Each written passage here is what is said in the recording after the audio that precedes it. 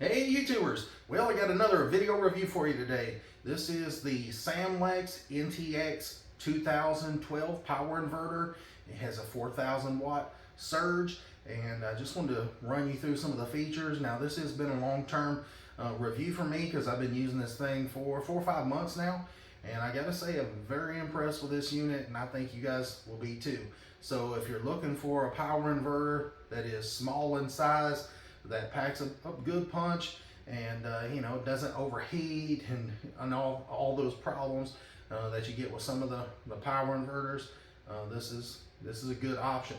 And so I'm going to run you through some of the features, so make sure you stay tuned. We are going to put it through a load test, and we are going to check the sine wave and make sure that it is a pure sine wave, and we'll go from there. So this is a compact power inverter. It is 8.5 inches wide, and then long it's 13 inches to the bottom of the lugs right there. And then if you're counting the cable that sticks up, you might want to add another 1.5 inches, you know, if you're gonna leave that plugged in. So height is about 3 3/8 high, maybe 3.5 right in the center. So the unit only weighs 8.6 pounds, so it is fairly light as well. And I gotta say, the casing of it is really nice. It's made out of aluminum, and it has like a black texture coating on it, and it seems very, very sturdy. So I like that part.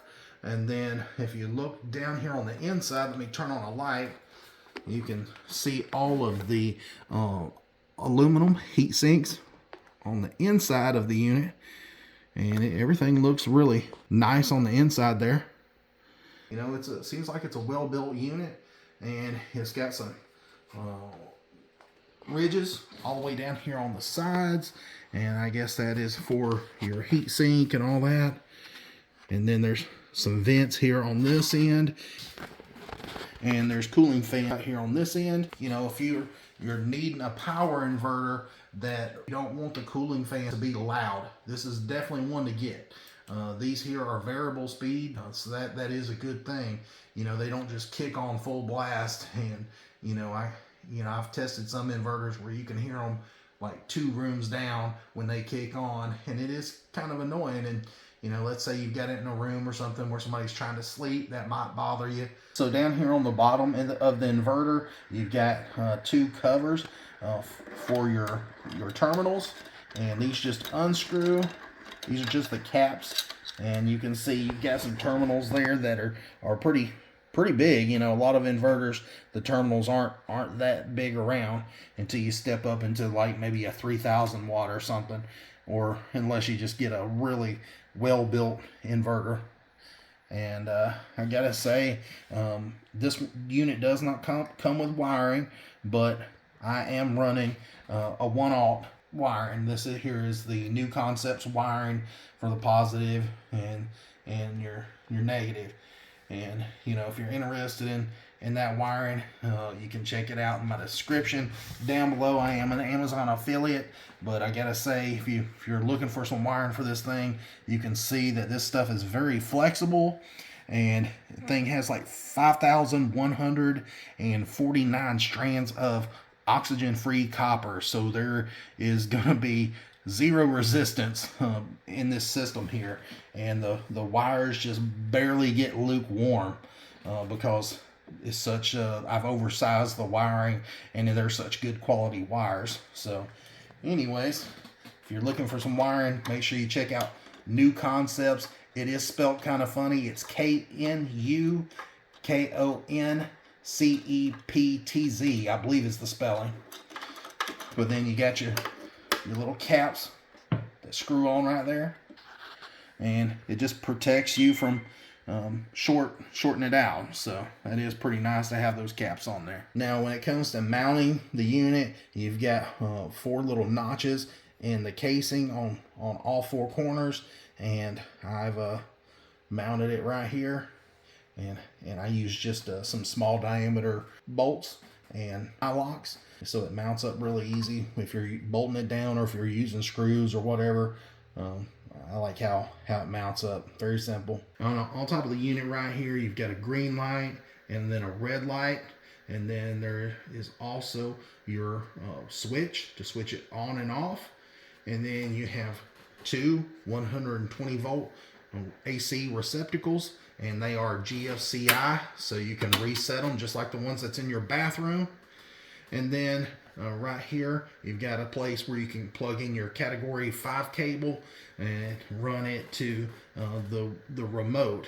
And the way that that works is you set the unit to off. Well, you turn it, this is where it's on. It shows the green light, but you want to turn it where it's off. So that way when you mash the button here, it turns on and turns the unit on. And then you can see right there that it tells you your input voltage is 13.1. And this is basically just a remote on and off switch. I really didn't need it. I just thought it'd be cool just to mount it there. And you know what this is used for is, let's say you've got a camper or something and you want to mount the inverter down below in one of your compartments, and then run this cable all the way up to the inside of like your living quarters, and that way you can monitor your input voltage. And if you want to turn it on and off, all you have to do is just mash that button. And the reason why you would want to turn it on and off, let's say at nighttime you're not using this, turn it off, and that way it'll save you some electricity because it's not running all the time. And you know, even though this unit here is a very low idle voltage, and it doesn't take very much power to run it idle, it's very efficient, but still, you know, I would actually just turn it off. That way, you know, it's easier to save the power than trying to produce it with solar panels. So when I got the inverter, it did come with all of this this line here, and I just replaced it with this little shorter yellow wire, just because it was a lot shorter. And you can see what I did.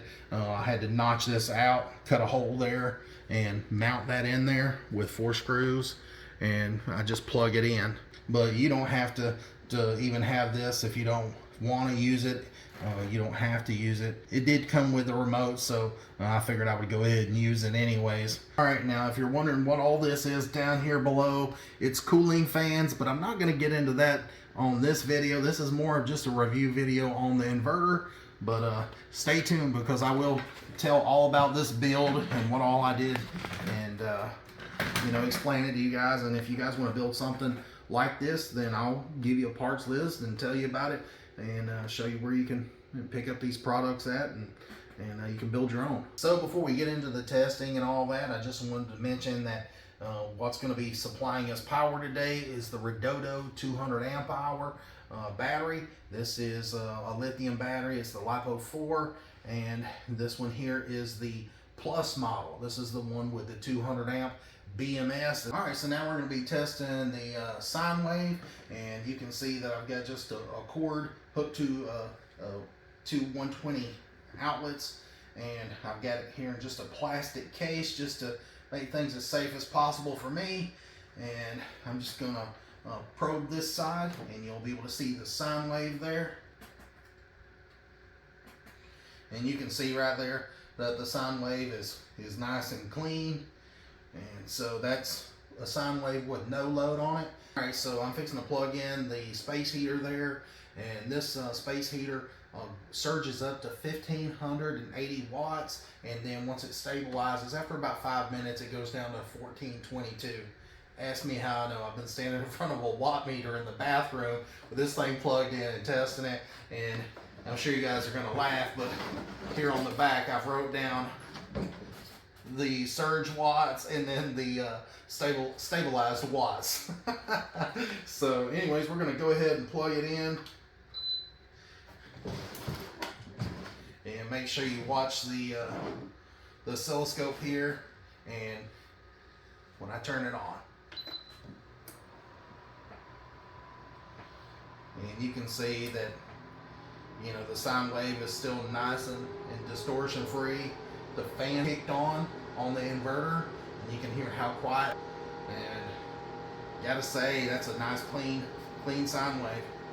So now we're gonna boost this up even more, and we're gonna run this thing up to 2000 watts, and we'll show you what all it can do. I have confidence in it because I've been running it for months now, and so I want you guys to be able to see it. Alright, so now we've got the space heater plugged in right there, and like I said, it puts out 1422 to 1581 watts. So we're just going to call it 1500 watts. That's what most everybody knows these as putting out is 1500 watts. And then I have a hair dryer, and on low this thing puts out 510 watts, and I'll show you right here on the watt meter. So if you add those up, you're at 2000, a little over 2000 watts. So we'll see if it can push these too, or I've not tried this yet, so we're testing it together. Let me turn the heater on first.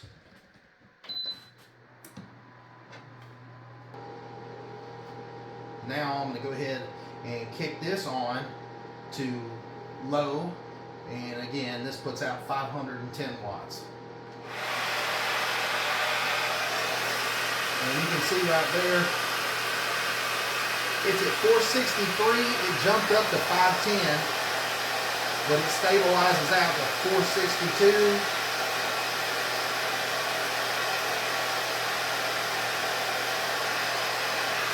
We'll let this run for a minute. I've also got a Victron Smart Shunt hooked up to this unit here, and it says that I'm running 2085 watts right now. So I'm doing 85 watts above what the rated output is. Sorry, that scared me. That probe popped off there. But I'm using 2078 watts. You can see that with 2000 watts going through it, the sine wave is still very clean. This thing is just a beast. Like I said, I've ran it every day for about 5 months now, so you know, I had no problems. So while it's running, I'm gonna go ahead and test everything out, make sure that nothing's getting real hot. All right, guys. So I've got a thermal camera in my hand, and I'm fixing to turn the lights off where you guys can see. But keep in mind, there's the plug-in cord there on top. And when you look at it with a thermal camera, that plug-in cord is really getting warm. It's at about 113 degrees, 114 degrees. So that's pretty warm. But then you go down here to the bottom of the inverter, where right there at the terminal on the inverter, you can see that it's about 102.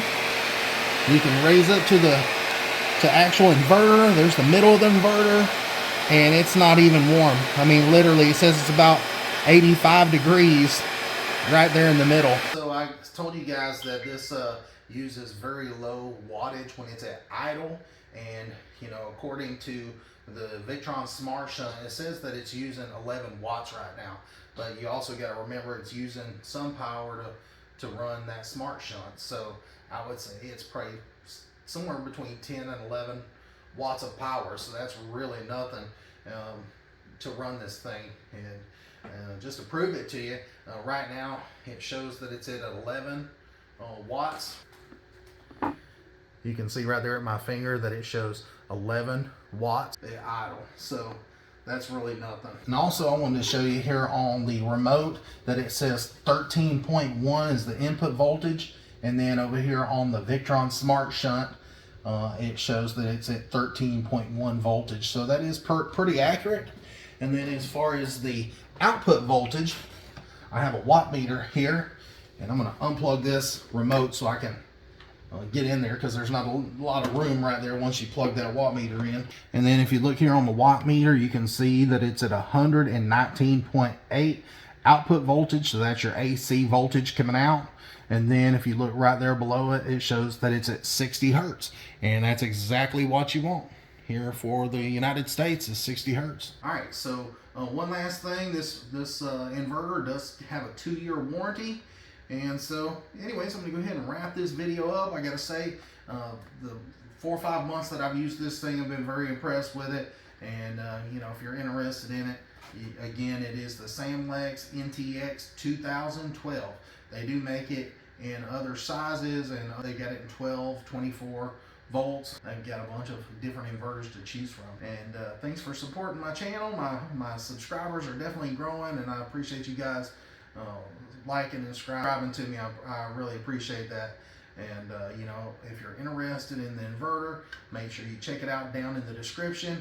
I am an Amazon affiliate, and you know, it gives us just a real small commission just to help keep us going and keep us motivated. And you know, it does take a lot of time to review all this stuff and pull it out, and you got to put it back up and all this. So we're doing all the work so you guys don't have to. And then, you know, any of the other products that you see here on this build, I'll try to put all that linked in the description so you guys can find it.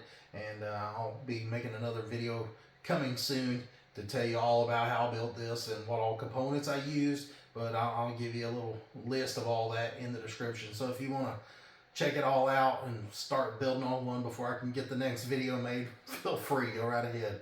But anyways, until next time, guys, thanks a lot. I appreciate it. See ya.